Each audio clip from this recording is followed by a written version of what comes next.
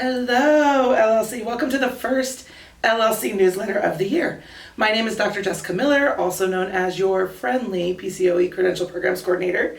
And I am so excited today to be talking with our County Superintendent, Ms. Gayle Garbolio-Mojica. Yes. Thank you so much for taking the time to talk to our newest educators. I'm so excited to be here, and good. I'm sure our newest teachers are going to be very happy to hear from you too. Well, So I'm thank happy you. to be here as well. Good. So I just have a few questions. Answer them in your own wonderful personality. One of the things when I came to the county that I really liked about you was your use of humor and humanity in your leadership. So I'm very glad that the rest of the folks are going to be able to see that. So No pressure that I'm funny and moody right now. but she is funny and based in humanity, which we love. So Gayle, can you just kind of start by giving us a brief overview of your career path and how you ended up here in this office? And So, when I was a teenager, I had a job where I worked for Adventure Club, and I really enjoyed working with young kids. And I thought that I wanted a career in like a psychology, working with troubled youth. So I got a degree from psychology from UC Davis and a minor in education. And at that time, I thought I was going to become a school psychologist. And my life path took me differently, and I ended up at Cal Poly San Luis Obispo, and they didn't have a school psychologist, graduate program.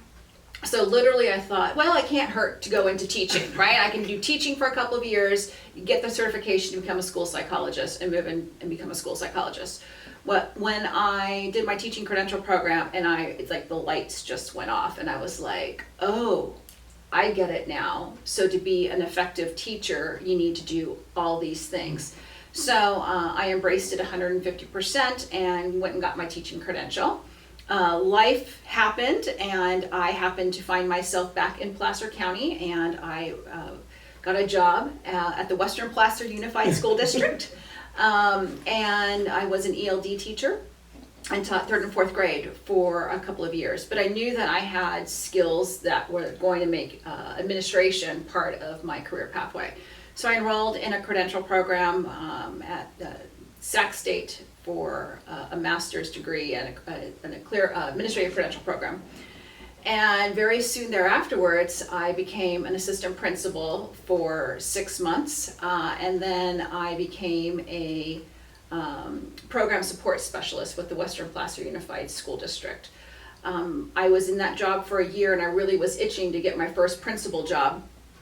And so I was hired by the Colfax Elementary School District. So that was only within a year and a half of experience in administration. I was the principal of Colfax, and within 6 months of doing that job, the superintendent came to me and said, I'm going to retire at the end of the month, and the board wants to appoint you superintendent principal. And I was like, wait, what? But one of the skills that I had through my pathway, because it wasn't the typical pathway that I thought I was going to have. I thought I was going to be an assistant principal for 3 to 5 years, and then a principal for another 3 to 5 years, and then coordinator of professional development for 3 to 5 years, and just work my way up, with the penultimate of being the assistant superintendent of educational services for the Western Placer Unified School District. That was my career path when I was in my late 20s. But my career path took a little bit of a different turn, and I learned to read budgets, and I understood the difference between restricted and unrestricted and federal and categorical monies. And sometimes when you're at a principal level, you don't get exposure to that. So that was a very desirable trait that I had going into Colfax Elementary School District. So I was appointed superintendent principal of the Colfax Elementary School District, where I was for about 4.5 years. And then at that time, I was a small school district, so I relied on the county office for a lot of support because we didn't have the infrastructure or the resources that some of our larger school districts had.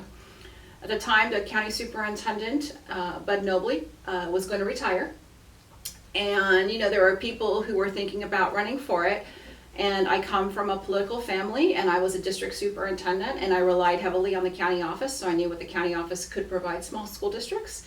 So I decided to run for election, and I was happy. I was selected by the voters in June of 2006.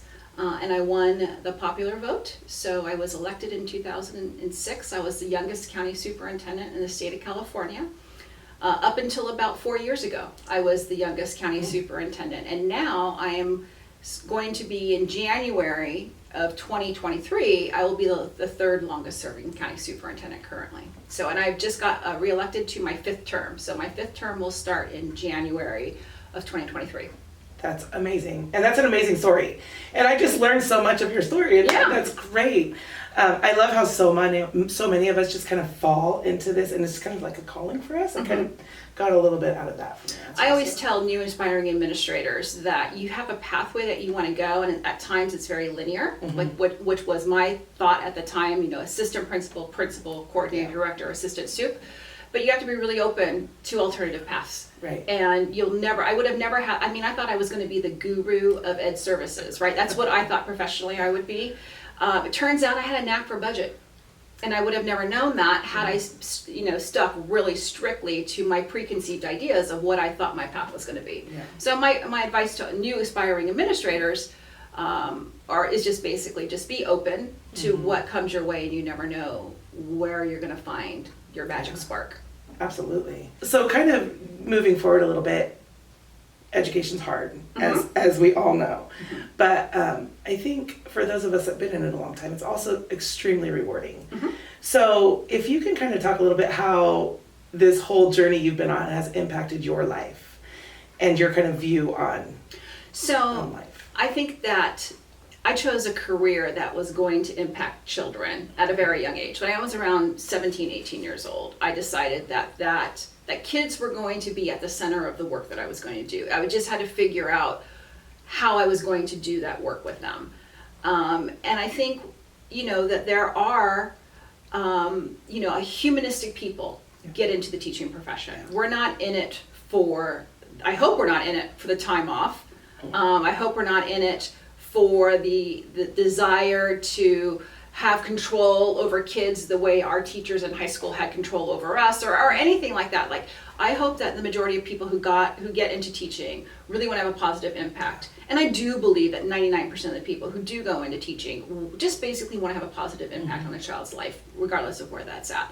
And I will say that for me, that has been the core mission as to why I'm in education, is I want to better children's lives through education and all the options that education affords us. So we have one more question. Okay. And this is the most important question. Okay. So if you had one piece of advice to give all of our new Placer County educators, both teachers and administrators, what would it be? For teachers, I would say I'm a real advocate for 2 things on the education pedagogy side, and that is positive classroom management, and you have to have a real understanding of how do you manage a group of kids. And I used to always say, in order to go into teaching, you should have been responsible for a group of kids for some period of time, whether that's in an after-school program or a summer day camp or a Sunday school at your church. Like, you should be responsible for a group of kids, and you will figure out what works and what doesn't work. So, but we need to focus that with a positive, right? And so there are times when I think, when I was closer at the school site, I would see more punitive classroom management. One they always used to refer to was like taking away points. So you start off with X number of points per quarter, and then you just detract from those points. And my argument is like, well, when can you earn points, right? Like, I've got to be focusing on the positive here. So really focusing on high quality research-based classroom management programs, because if you get that down, to the point where your transitions between your classrooms, so children transitioning from recess to the classroom, or transitioning between periods, or transitioning between passing out school supplies and collecting them. If you can get your transitions down to under 30 seconds, you'll be amazed how much teaching time you will have. So high quality positive classroom management equates to more kids that are time on task, more student outcomes, and then more direct teaching, which are all kind of interwoven together. And that, I think, is something that is tried, and it's research based, and if you do that, you will be an effective educator. For administrators, newly administrators, I would say that, and I know because I was a new administrator, when I was giving my story, I talked about how we have, how I went from an assistant principal to a program support specialist. I interviewed for that job. I got the interview when I was in labor with my second child. And literally they called me and they said, "You want to interview for this job?" And I said, "When is it?" And they said, "In 3 days." And I'm literally having contractions. And I'm like, I should be done with this by then. And then I interviewed after the day my son was 2 days old. And I remember I went out with my mom to find something that was a non-maternity clothes that I could wear to my interview. And so I took the job when I went back to work when he was 3 weeks old. And so that is an example of what not to do. Because you need to have, as much as you're going to be gung-ho, as much as I was super gung-ho at that time to start my job, you've got to establish your clear boundaries of your work time and then your home time. And the sooner you realize that you can do both, but you have to establish those boundaries, the happier you're going to be, the more sound your mental health is going to be. Because what will happen is this, being an administrator right now, is everything gets piled up and piled up and piled up. And if you don't have a way of managing that without sacrificing at home, it could take a toll on you. And so I would say, and I think that those are, actually I'm going to say that those are probably good advice for teachers as well. If you might be, I mean, I was the teacher who worked during my summer breaks. You know, I worked at home and I put together units and lessons and stuff like that. And I think that's all great, and we love teachers who do that because they're passionate. But I think, you know, teaching is a very demanding job as well. And so you also should understand that you do want to have boundaries, that you can actually move away from your work at times and focus on your home life. And I think that that's important. So important. I'm so glad you brought that up. To maintain our mental health. Right.